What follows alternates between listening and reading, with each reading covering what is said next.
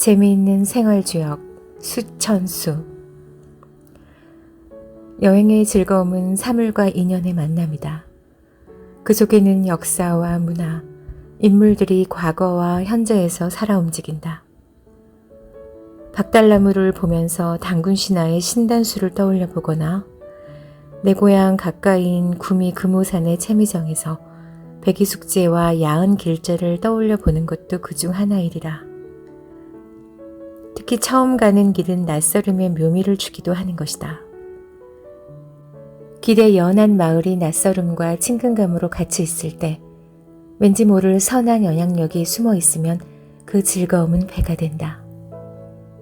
길이 길이가 아니라 깊이가 될 때 사람이 향기 같은 이니예지가 배어있는 뜻깊은 길도 만나게 된다. 앞에서 얘기한 선한 영향력이란 진실을 따라가는 인간다움의 기본일 것이다. 인간다움의 기본에 양심이 있고 양심의 밭에서 행복이 자라야 그 열매는 달고 맛있을 것이다. 밭두개의 옥수수는 수염을 아래로 늘어뜨리며 기다림을 기다린다. 기다림의 맨 꼭지엔 행복이 있을 것이다. 이 행복을 기다리는 것이다. 기다림이란 단어에서 주역의 수천수를 생각해 본다.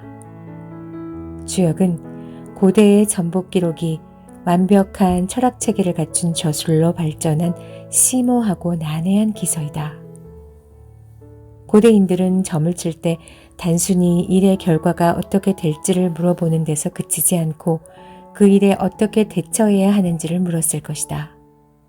그래서 해야 할 것과 해서는 안 되는 것, 그리고 어떻게 할 것인가를 생각하게 하고 사물의 미묘한 변화를 연구하고 피용치기를 선택하는 이성적 처세의 지혜를 축적하였다고 보여진다.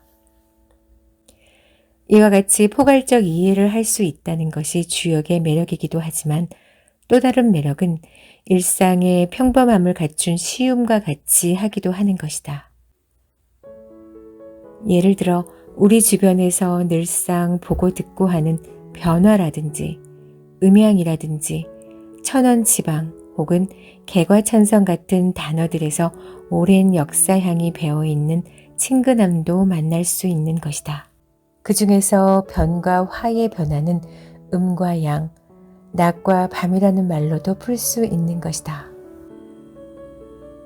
밭두개의 옥수수에서 기다림을 읽고 그 기다림의 깊이를 느껴보고 싶어 남강이 흐르는 진주로 향하였다. 기다림은 믿음과 사랑이다.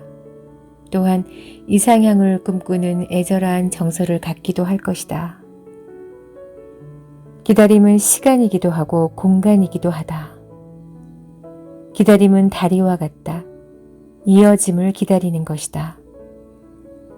다리가 없으면 건너지 못한다. 기다림이 없으면 이어짐이 없는 것이다. 기다림 뒤의 만남과 못 만남은 덕행의 인연에 따라 이루어질 것이기에 주역에서의 수천수는 덕행의 인연을 소중하게 여기라고 가르치고 있는 것 같다. 잠시 수천수의 얼굴을 한번 보자. 수유부 광영정길 이섭대천. 수는 성실히 믿고 지킴으로 기다린다는 것을 상징한다. 그것을 유부라 하였다. 그리하거나 그리하면 광명 형통할 것이며 바른 길을 감으로써 상서로울 것이라 한다. 또한 큰 강을 건너거나 건너의 이로움이 있다 하였다. 수천수라는 괴의 첫 문장이다. 일이나 사물의 발전 과정에서 고난이나 위험에 부딪히면 반드시 새를 살피며 인내심을 가지고 적절한 시기를 기다려야 한다는 가르침이다. 때에도 여러 가지가 있지만 그때그때 달라지는 것이 역사의 현실이요 상황이니 인내로서 총명함과 지혜와 용기를 가져야 할 것이다. 앞에 위험이 있을 때는 피해야 한다. 어떤 위험이냐에 따라서 어떻게, 언제 피해야 할지를 가늠해야 하기에 지혜와 용기가 필요한 것이다. 정중과 중정의 기운은 상소로움을 동반하기에 하늘의 기운으로 가운데 바로 해야 하는 것이다. 오늘 하루가 다시 열렸다. 양의 기운을 변이라 하고 음의 기운을 화라 한다.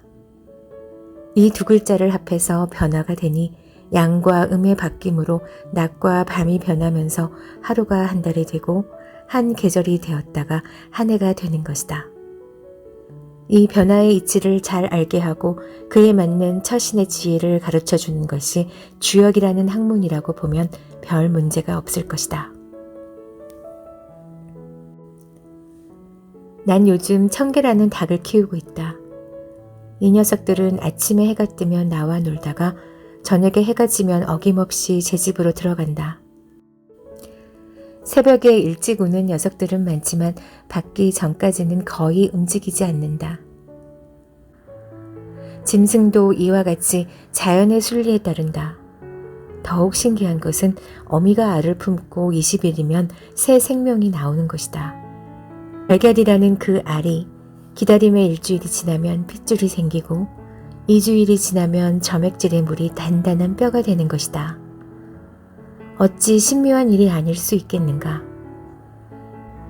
이런 닭들에게 가능한 맑은 물과 무농약의 풀과 흙 속에서 잘 살게 해주고 있다.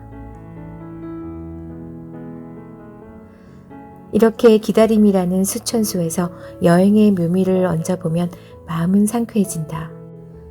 앞서 여행의 묘미를 잠깐 언급했지만 3번 국도를 따라 진주를 가는 길에 함양 수동면에 위치한 남계서원의 입구에는 풍영루라는 색바랜 누각이 강을 바라보며 서 있다.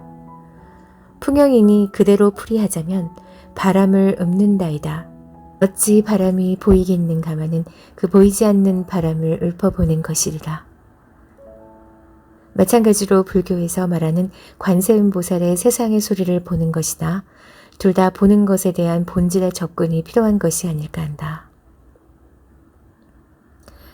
얼마 전에 들렸던 안동의 한국국악진흥원 앞마당 작은 정원에도 관수정이 있었는데 그것은 우리 생활 주변에 생각보다 많은 주역 관련 글이나 풍물들이 있다는 것을 알 수 있다.